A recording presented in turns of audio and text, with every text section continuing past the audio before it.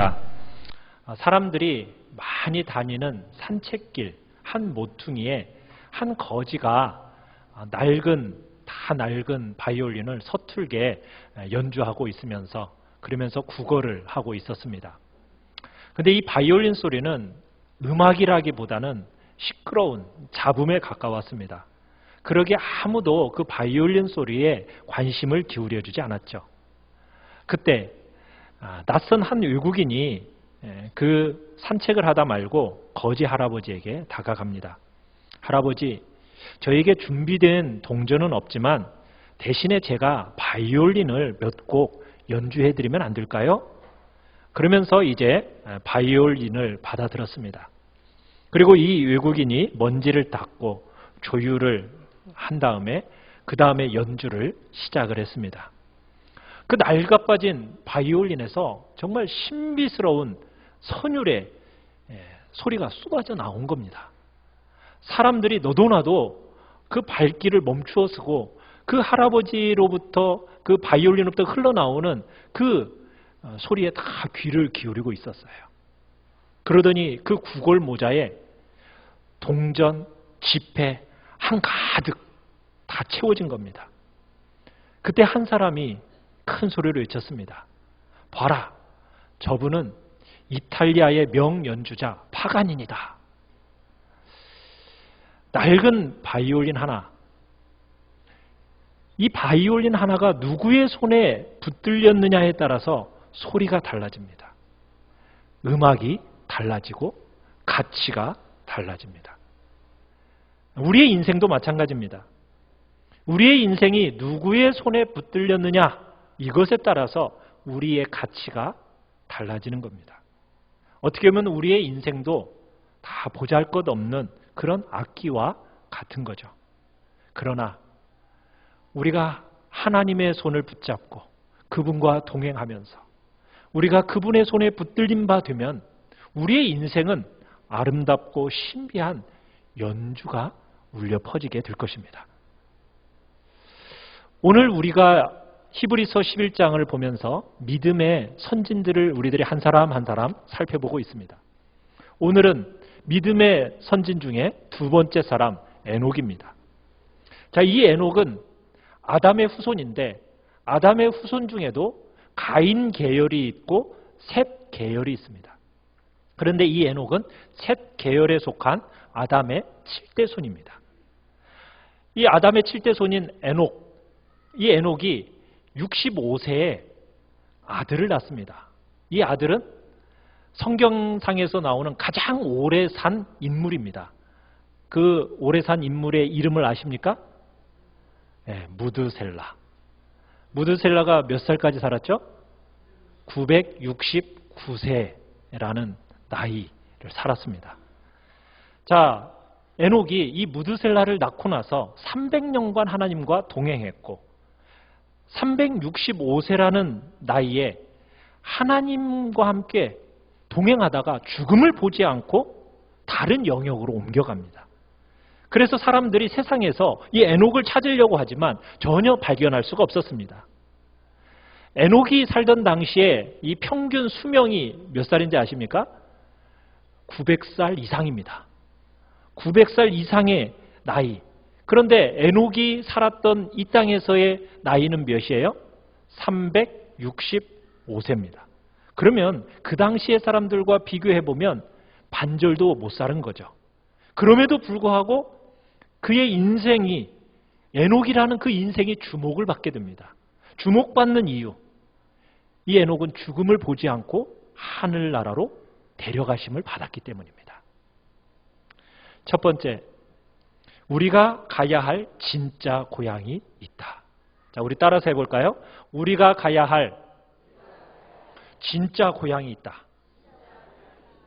우리 창세기 5장으로 넘어가 보겠습니다. 창세기 5장입니다. 구약성경 창세기 5장. 창세기 5장을 보시면 아담에서 노아까지의 계보가 나타납니다. 아담에서 노아까지 그의 인생의 이력들을 간단하게 기록해 놓는데 이 창세기 5장에 나온 사람들의 수명을 한번 여러분들이 보시면은 우리가 지금으로서는 상상할 수도 없는 그런 생들을 살았습니다. 대부분이 어떻게 보면 몇 살이에요? 900살 이상의 거의 뭐 영생이나 다를 바가 없는 그런 삶을 살아간 사람들의 족보 같아 보입니다. 그런데요, 재미있게도 이 장이 강조하는 바는 오래 살았다라는 것을 강조하는 게 아닙니다. 무엇을 강조하고 있을까?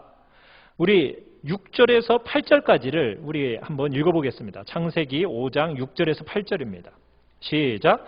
셋은 105세에 에노스를 낳았고 에노스를 낳은 후 807년을 지내며 자녀들을 낳았으며 그는 912세를 살고 죽었더라. 자, 여기에서 반복적으로 이 장에서 강조되는 내용은 뭐냐면, 자, 셋은 몇 살에 누구를 낳았고, 그 다음에 낳은 후에 몇 년을 지내며 살았고, 그 다음에 또 자녀를 낳았고, 그 다음에 몇 세를 살고 뭐 했더라? 죽었더라. 이런 순서로 해서 계속해서 진행이 됩니다. 누구는 몇 세, 누구를 낳고 얼마를 살다가 몇 세로 죽었다. 반복적으로 나타나는 이야기입니다. 자, 여기서 강조하는 건 뭐냐면 아무리 오래 살아도 그 인생은 어떻게 되더라? 죽고 말더라.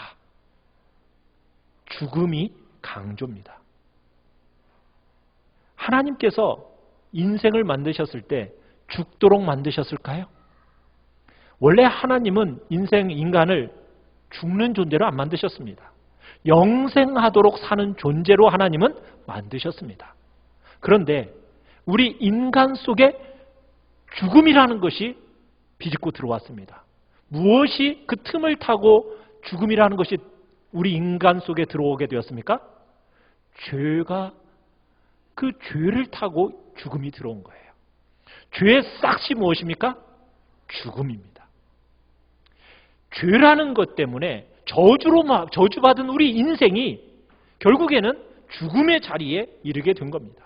그래서 성경은 이야기합니다. 죽음은 절대로 자연적인 현상이 아니다. 절대로 자연적인 현상으로 말미암아 우리 인생이 죽는 게 아니라는 거예요. 왜 우리의 인간이 죽게 되었는가?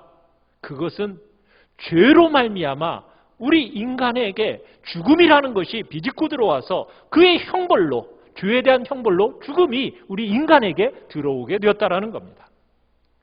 사랑하는 성도 여러분, 그런데 이 사망인 죄에 대한 형벌인 이 사망을 누가 이길 수 있나? 아무도 이길 수가 없습니다. 그래서 창세기 5장을 보면 아무리 인간들이 오래오래 사는 것 같는다 할지라도 결국에는 죽음이라는 것으로, 사망이라는 것으로 인생이 끝을 맺더라는 거예요. 인간의 삶 속에 죄가 들어오면서 모두를 사망 아래로 끌고 들어온 것입니다. 인생에게 죄의 결과가 무엇인지를 적나라하게 보여주는 장이 바로 창세기 5장입니다. 그래서 인생은 모두가 이 사망 앞에 굴복하게 되어 있습니다. 사망을 피해갈 수 있는 사람 이 땅에 아무도 없습니다. 그런데 놀라운 스토리가 이 가운데 들어 있습니다. 사망이 인생의 모두를 정복하는 것 같아요. 끝없는 사망의 행렬이 진행되어지는데 이 틈바구니를 비집고 전혀 다른 한 스토리가 우리에게 들려지고 있다는 겁니다. 창세기 5장 21절에서 24절입니다. 우리 한 목소리로 21절에서 24절까지를 같이 읽어보겠습니다. 시작. 에녹은 65세에 무드셀라를 낳았고 무드셀라를 낳은 후 300년을 하나님과 동행하며 자녀들을 낳았으며 그는 365세를 살았더라. 에녹이 하나님과 동행하더니 하나님이 그를 데려가심으로 세상에 있지 아니하였더라. 자, 연수는 달라도 모두가 사망이라는 도장이 찍히는 이 흐름 속에서 갑자기 죽음이라는 이 맥을 깨고 에녹이라는 사람이 등장하고 있는 겁니다. 사망과 죽음의 그 틈바구니 속에 어떻게 보면은 아주 독특한 사건이 오늘 본문에 나타나고 있는 거예요. 사망과 죽음의 틈바구니의 이 행렬 속에서 아주 독특한 사건입니다. 사망이라는 것이 어떻게 보면 하나님의 죄에 대한 심판이요 저주인데, 이 저주의 행렬을 비집고 하나님이 사람을 향한 뜻이 무엇인지, 하나님이 사람을 향한 뜻은 사망과 저주가 마지막이 아니라 또 다른 뭔가가 있다라는 것을 우리에게 암시하고 있는 내용입니다. 여러분, 에녹이 등장하는 이유, 900년이 넘는 세월을 살아가면서 믿음의 사람들이 무엇을 그렇게 애타게 그리워하고 기다리고 사모하고 있는지 우리에게 넌지시 우리에게 보여주고 있는 겁니다. 우리가 에녹을 만나는 순간, 아, 사망이라는 것이, 죽음이라는 것이 우리 인간을 향한 하나님의 최종적인 대답이 아니었구나. 상징적인 것으로 하나님께서 한 줄기 소망의 빛을 우리에게 에녹을 통해서 보여주고 계시는 거예요. 인류의 삶 속으로 그 한 가지 소망의 빛을 우리에게 스며들어오도록 보여주시고 계시는데, 모두가 다 죄를 이기지 못하고 죽어가는 이 흐름 속에서 하나님의 구원을 체험하고 죽음과 저주 행제를 끊고, 그리고 생명나무의 길이 열려지는 그 놀라운 현상을 우리에게 보여주고 계시는 겁니다. 그래서 많은 학자들이 창세기 5장을 뭐라고 부르고 있느냐면 구약의 부활장이다 라고 부릅니다. 구약의 부활장. 신약의 부활장은 몇 장입니까? 신약의 부활장은 아무 대답이 없으세요. 신약의 부활장은 고린도전서 15장입니다. 자, 그런데 이 구약의 부활장으로 창세기 5장을 통해서 에녹은 영생의 길이 어떤 것인지를 보여주고 우리에게 대표적이고 상징적인 인물로서 우리에게 나타나고 있는 겁니다. 우리는 이 땅의 짧은 생애가 아닌 영생을 위해서 부름받은 존재들입니다. 히브리서 11장 5절에서는 에녹에 대해서 3번에 걸쳐서 반복되는 말이 있어요. 그 이야기는 뭐냐면 옮겨졌으니, 옮기심으로, 옮겨지기 전에. 여러분, 한 구절에 이 옮겨지다라는 이 단어가 3번에 걸쳐서 반복되고 있는 거예요. 그러니까 히브리서 기자는 눈에 보이지는 않지만 하나님이 계시는 그 어딘가로 에녹을 들어서 옮기셨다라는 겁니다. 강조하는 바가 뭐예요? 본향이 있다라는 거예요. 우리가 거해야 할 영원한 처소가 있다라는 얘기입니다. 그곳으로 에녹이 옮겨졌다. 사랑하는 성도 여러분, 우리에게는 옮겨갈 집이 있습니다. 이 땅이 우리가 살아가는 삶의 전부가 아닙니다. 하나님께서 우리를 예비해 놓으신 복된 집이, 영원한 집이 있습니다. 그것을 에녹이라는 삶을 통해서 우리에게 보여주고 있는 거예요. 그러기에 사랑하는 성도 여러분, 성도들의 삶의 방식이 무엇입니까? 이 땅에서의 삶이 전부가 아니라는 것을 아는 것이 성도의 삶의 방식입니다. 영원한 곳, 우리를 위해서 예배해 놓으신 본향, 그곳에 하늘나라의 보화를 쌓고 나아가라고. 에녹처럼 정말 옮겨질 것을 목마르게 정말 사모하면서 기다리면서 살아가는 존재가 될 것을 우리에게 말하고 있는 겁니다. 그것이 성도들이 살아가는 삶의 방식입니다. 두 번째로, 하나님의 관심은 우리와 다르다. 따라서 해볼까요? 하나님의 관심은 우리와 다르다. 자, 죽음을 통과하지 않고 하나님이 영원한 생계로 옮기셨어요. 자, 그렇게 살아간 에녹의 삶의 특징이 무엇일까요? 히브리서에서는 이렇게 얘기합니다. 믿음으로 에녹은 죽음을 보지 않고 라고 얘기하고 있어요. 무엇으로? 믿음으로. 자, 그런데 창세기의 말씀에서는 이 내용의 근거, 믿음이라는 근거가 무엇인지를 약간 다르게 표현하고 있습니다. 우리 창세기 5장 22절을 다시 한번 읽어보겠습니다. 시작. 무드셀라를 낳은 후 300년을 하나님과 동행하며 자녀들을 낳았으며. 자, 창세기에서는 에녹이 무드셀라를 낳은 후 300년 동안 뭐 했다고요? 하나님과 동행했다라고 기록하고 있습니다. 24절도 보시면은 에녹이 하나님과 동행하더니.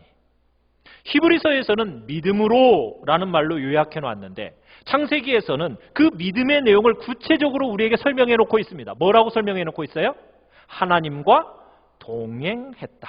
이렇게 해석해 놓고 있어요. 여러분, 믿음으로 산다는 것은 결국 무엇을 얘기하는 거예요? 하나님과 함께 동행하는 거다. 하나님과 범사로 동행하는 것이다. 이게 믿음으로 살아가는 겁니다. 이것이 하나님이 우리에게 관심 가지고 계시는 내용입니다. 자, 그런데 창세기 4장을 가보시면은 우리가 지난주에 창세기 4장에서 어떤 이야기가 있었습니까? 가인과 아벨의 이야기를 봤어요.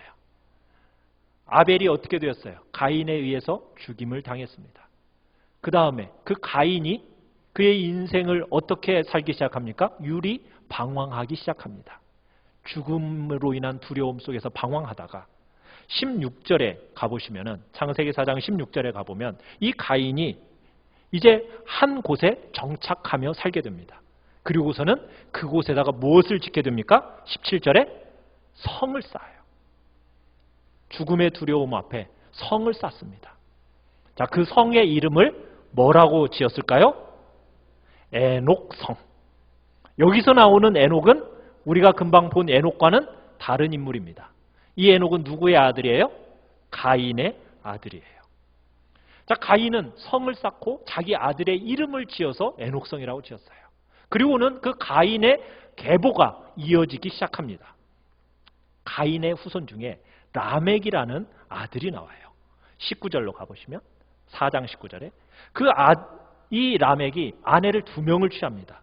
그 중에 20절, 우리 20절을 같이 한번 읽어보겠습니다. 시작. 아다는 야발을 낳았으니 그는 장막에 거주하며 가축을 치는 자의 조상이 되었고. 자, 아다가 야발을 낳았는데 이 야발의 때부터 무슨 일이 있었느냐면 이 야발이 짐승을 데려다가 가축을 치기 시작한 겁니다. 오늘날로 말하면은 이 야발은 산업을 일으킨 거예요. 그래서 이 야발이 재벌이 되었습니다. 그 시대에 있어서 산업의 역군이요, 그 시대의 산업혁명을 일으킨 어떻게 보면 재벌로 등장하게 됩니다. 자, 그들은 그 다음에 21절입니다. 21절 시작. 그의 아우의 이름은 유발이니 그는 수금과 퉁소를 잡은 모든 자의 조상이 되었으며. 자, 유발은 악기와 음악을 발전시켜서 사람들의 삶에 문화를 일으키는, 음악을 일으키는, 이 시대에 어떻게 보면 문화혁명을 일으킨 사람이 됩니다. 대음악가입니다. 그 다음에 22절입니다.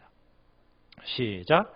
신라는 두발가인을 낳았으니 그는 구리와 쇠로 여러 가지 기구를 만드는 자요 두발가인의 누이는 나아마였더라. 자, 두발가인은 뭐 하는 사람이었느냐? 구리와 쇠를 만들어서 기구를 만들었어요. 이 시대로 말하면 어떤 사람일까요? 과학자요, 기술자입니다.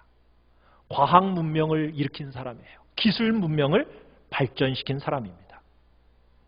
여러분, 가인의 후손들의 이야기를 보십시오.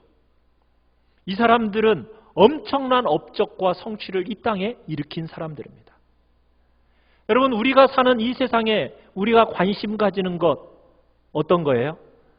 여러분, 가인의 후손들이 일으킨 이 산업혁명, 문화혁명, 대과학혁명, 여러분, 이런 거 우리의 관심이지 않습니까? 그런데 이런 모든 혁명 같은 일들을 누가 일으켰다고요? 가인의 후손들이 만들었다고요. 여러분, 예술 분야, 문화 분야, 산업 분야, 세상에 관심 가지는 것이요? 혹시 우리도 관심 갖고 있지 않습니까? 대부분 우리가 이런 데 관심 많이 갖잖아요. 가인의 후손들의 기록들, 이렇게 놀라운 기록을 가지고 있어요. 그에 비하면 우리가 창세기 5장에 나오는 셋의 계보를 보면, 에녹에 대해서 보면 그런 내용이 나와요, 안 나와요? 아무것도 안 나와요. 그렇다고 해서 이 사람들이 뭐 목축을 안 했다거나 기계를 발전시키지 않았다는 그런 이야기는 아닙니다.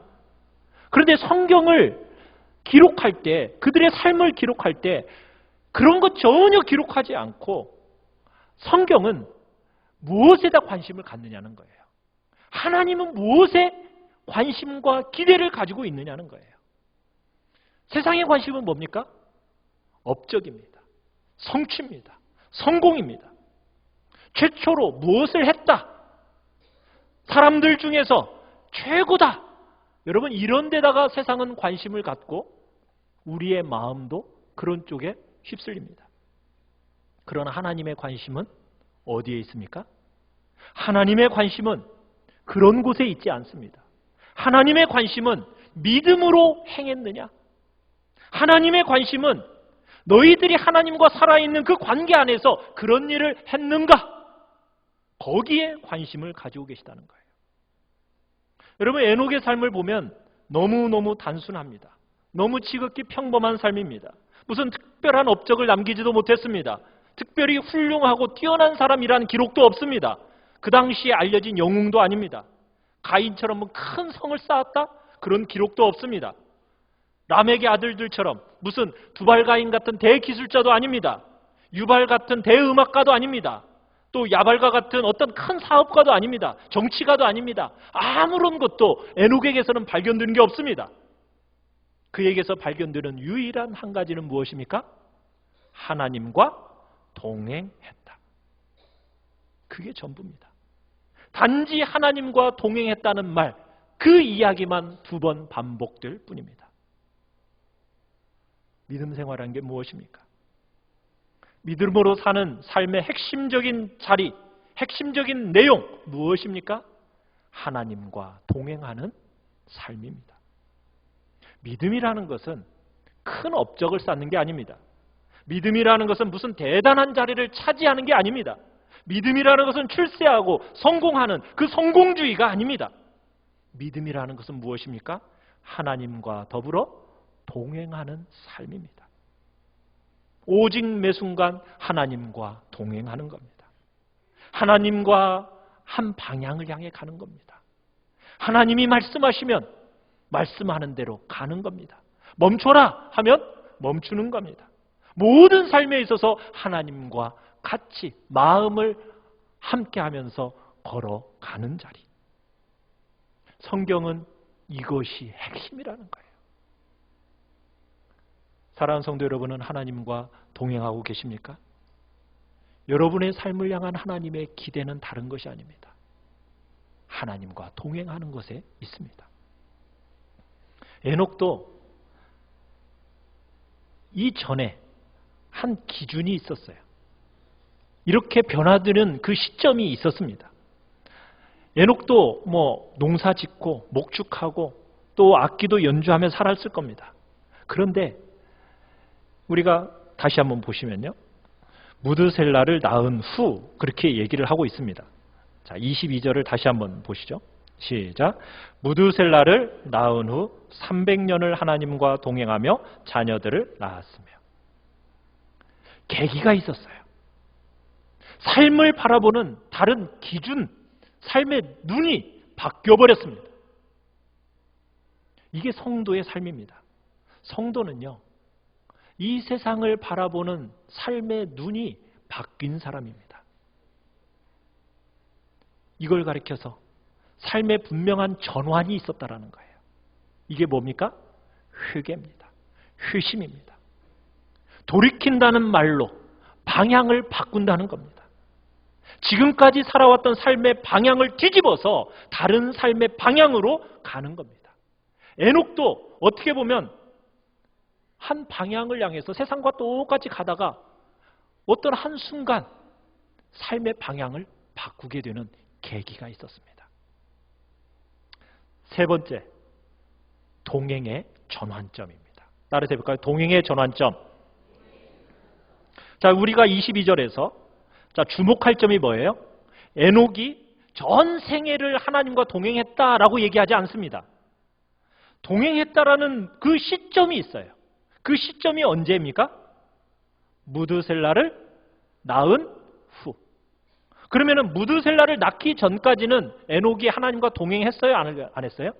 동행했다는 기록이 없어요. 무드셀라를 낳은 이후부터 300년 동안 하나님과 동행을 시작했다고 얘기합니다. 그러니까 에녹도 무드셀라를 낳기 전까지는 세상 사람들과 별반 다를 것이 없는 인생을 살은 거예요. 그런데 무드셀라를 낳고 난 이후부터 그의 삶이 바뀌기 시작했어요. 왜 그랬을까요? 이때 하나님의 특별한 간섭이 있었던 것 같아요. 여러분, 아이의 이름을 지을 때 그냥 짓나요?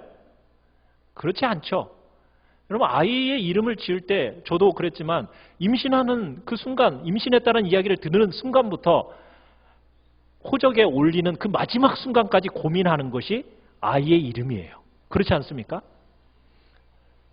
아이의 이름을 통해서 우리는 뭘 기대합니까? 이 아이가 이 땅 가운데서 이런 존재가 되었으면 좋겠다라는 그런 기대와 희망을 가지고 담아서 그 아이의 이름을 짓습니다. 그 아이의 이름을 지어줄 때 어떤 감정, 열망, 그것이 그 아이의 이름 속에 나타나 있게 되거든요.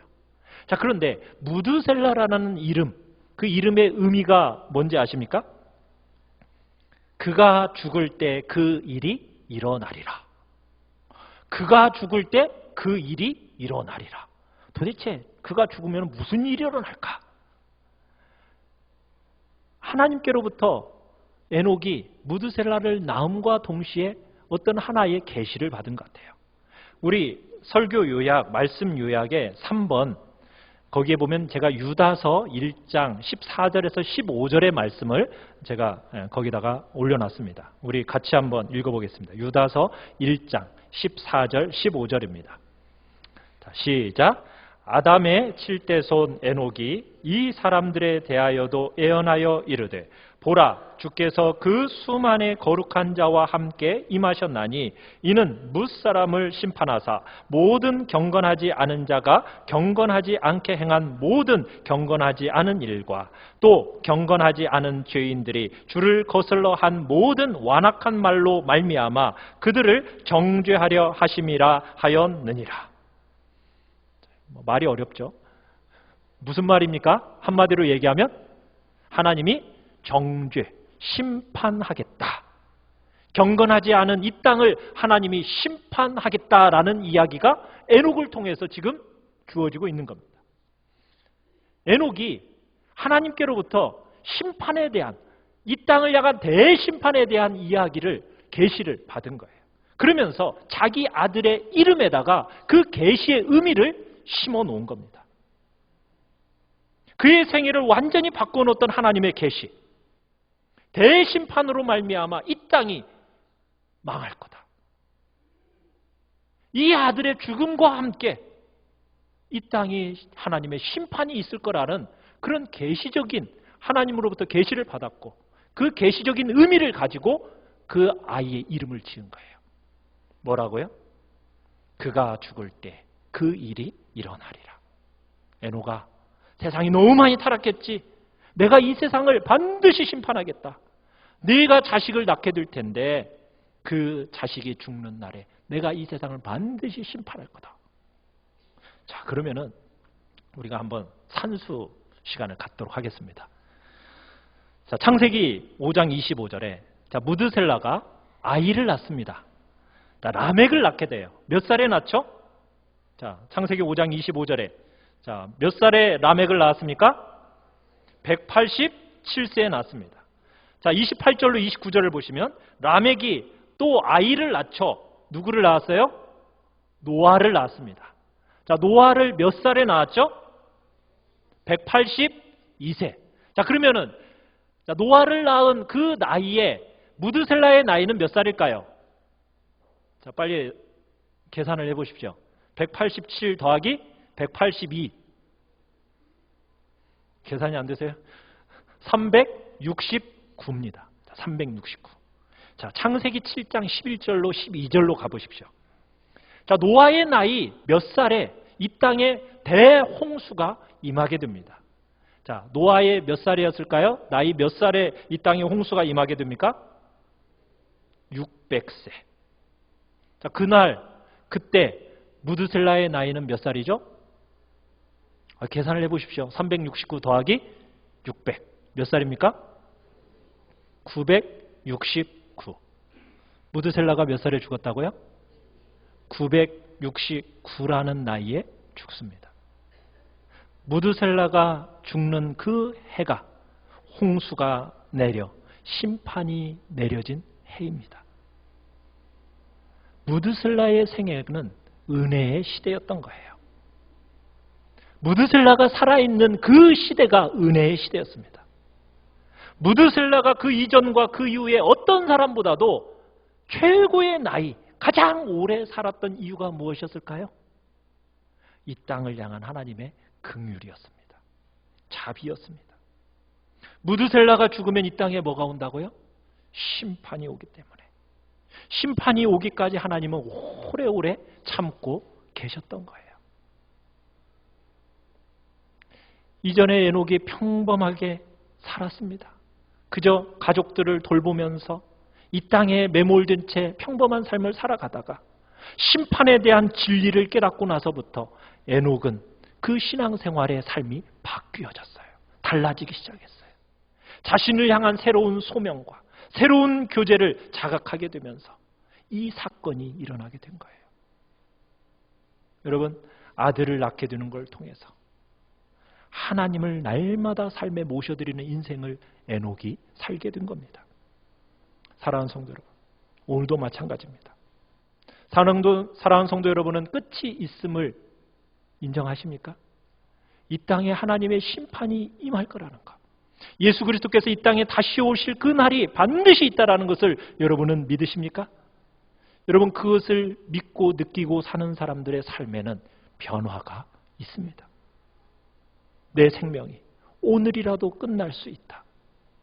여러분, 이 사실이 하나님을 기쁘시게 하는 삶으로 살아갈 수 있다는 거예요. 하나님과 동행하는 삶의 방향으로 가게 된다는 거예요. 사랑하는 성도 여러분, 하나님의 말씀을 듣고 인생과 역사의 끝이 있음을 깨달았다면 여러분의 인생, 에녹과 같이 변화된 인생을 우리는 살아야 됩니다.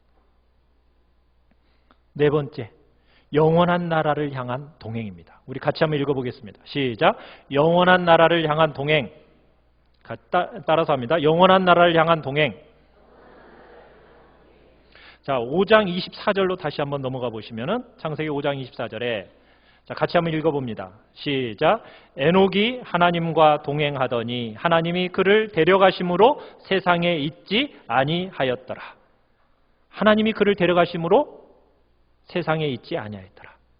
히브리서에서는 뭐예요? 믿음으로 에녹은 죽음을 보지 않고 옮겨졌으니 하나님이 그를 옮기심으로 다시 보이지 아니하였느니라. 에녹은 뭐 했다고요? 죽음을 보지 않고 옮겨졌다. 에녹을 위한 묘지가 없습니다. 무덤이 없습니다. 하나님과 동행하더니 곧바로 그냥 하나님께서 데려가 버리셨어요. 얼마나 하나님과 교제가 친밀했던지 하늘집으로 그냥 곧장 데려가 버리셨습니다. 이사 가듯이, 여행 떠나듯이, 작별 인사도 없이 그냥 영원한 나라로 휙 하고 데려가 버리셨어요. 사랑하는 성도 여러분, 이 세상 밖에 영원한 나라가 있습니다. 현대인들의 모든 신앙의 문제점이 어디에 있을까요? 믿는 것은 같은데요, 영원한 저 나라가 실제로 존재한다는 사실을 믿지 못해요. 영원한 나라는 반드시 있습니다. 이 땅이 전부가 아닙니다. 이 땅은 잠시 잠깐 후에 끝나게 될 겁니다. 에녹이 옮겨갔던 것처럼 주님이 존재해 계시고 주님께서 여러분과 저를 위해서 예배해 놓으신 처소가 있는 그 나라가 있습니다. 성경은 우리에게 그것을 분명히 이야기하고 있습니다. 그러면서 주님은 우리에게 뭐라고 말씀하십니까? 이 땅에 보물을 쌓지 말고 영원한 그 나라에 너의 보물을 쌓아라. 주님은 우리에게 끊임없이 이 땅에 보물을 쌓는 자가 얼마나 어리석은 부자인가, 그것을 우리에게 말씀하고 계셨어요. 미련한 존재라고. 영원한 하나님의 나라의 보물을 쌓는 그 사람이 정말 지혜로운 자라고 주님은 우리에게 수도 없이 말씀을 하셨습니다. 그런데 세상은 우리에게 끊임없이 뭐라고 가르칩니까? 세상은 우리에게 이 세상이 전부인 것처럼 끊임없이 우리의 마음을 유혹합니다. 수많은 사람들의 마음을 현혹하면서 진리를 버리도록, 세상의 것 지금 쥐지 않으면 너의 인생 후회하게 될 거니 빨리 그거 붙잡으라고. 사랑하는 성도 여러분, 반드시 영원한 하나님의 나라가 있음을 우리는 인정해야 됩니다. 사랑하는 성도 여러분, 정말 하나님의 이 귀한 생명의 말씀처럼 영원한 나라가 있습니다. 이 말씀을 정말 여러분 창념하셔야 됩니다. 여러분, 이 말씀 붙들고 내가 무엇을 가치 있게 여기며 내 인생 어떻게 살아갈 건가? 하나님과 동행하는 삶을 살아가겠다. 이것이 내 인생의 최고의 가치요 기쁨이라고 여기면서 여러분들의 삶을 주님 앞에 드리기를 간절히 축원합니다. 하나님은 그 영원한 나라와 함께 동행하는 자, 이 땅에서 그분의 손을 붙잡고 함께 동행하는 것, 그것이 우리의 관심사가 되기를 주님은 누구보다도 간절히 원하시는 겁니다. 여러분의 관심은 어디에 있으십니까? 가인의 후손들과 같은 세상에서 최고요, 최초요, 정말 세상의 것에 휩쓸리는 가인의 그 계열을 쫓아가시겠습니까? 아니면 믿음으로 살아가는 세세 반열에 서시겠습니까? 주님 앞에서 하나님과 동행하며 살아가겠다는 복된 결단이 우리 안에 있기를 간절히 축원합니다. 우리 같이 찬양하며 나아갑시다. 우리의 인생은 주님과 같이 길 가는 것에 즐거움이 있음을 고백하며 나아갑시다. 주님이 걸어가신 그 길, 그 발자취 내가 밟으며 살아가겠다고, 한 걸음 한 걸음 주님과 함께 날마다 날마다 그 길을 걸어가겠다라는 복된 결단으로 우리가 이 시간 찬양하며 나아가겠습니다. 주와 같이 길 가는 것.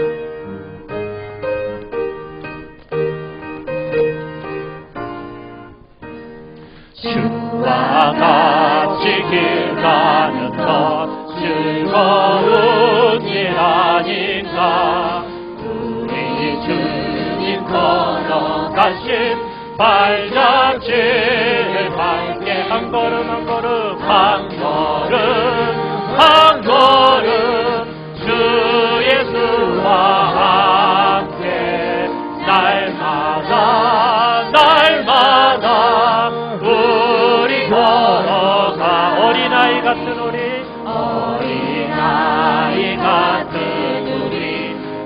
미련하고 약하나 주의 손에 이끌리어 생명길로 가. 꽃이 피는 들판이나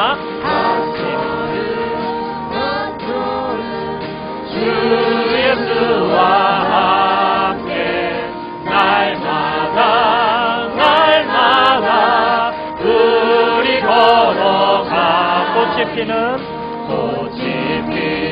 들판이나 험한 골짜기라도 주가 인도하는 대로 주와 같이 가겠네.